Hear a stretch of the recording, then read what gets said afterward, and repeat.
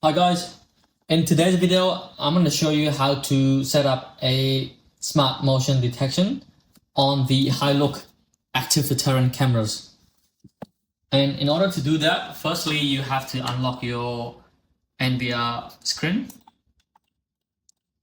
You click on exit full screen and you go, if they ask for the password, you have to type your password or the pattern and you click on configuration. You go to the event and click on smart event. They will have two options, line crossing and intrusion. Well, I will start off with line crossing first, and you have to select the channel that you want to set up the smart event. So I go with channel 7, and you have to draw the area. Well, with the line crossing, there's only a single line from A to B, and you can also set the direction from A to B, B to A, or both direction.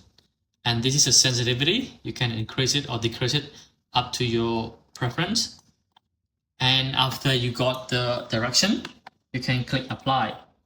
And at the linkage action, this is where you turn on the light and sirens of the active deterrent cameras. So at the moment, I only click on the light because I don't want to turn on the sirens.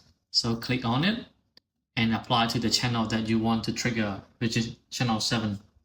But by default, the line crossing is disabled. So after you draw the line, you set up everything, you have to toggle it to enable it. Once you enable, just click apply.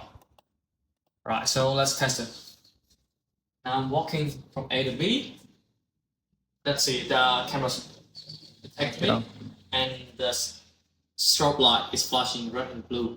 And if you select and if you want to make the sound, you go to the linkage action again and tick on sounds and click on apply.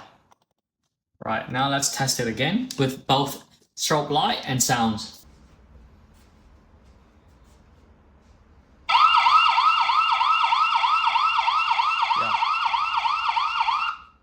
With the intrusion, it's a bit similar to line crossing as well, but just the drawing is different. The intrusion, you have to draw like a shape of the box.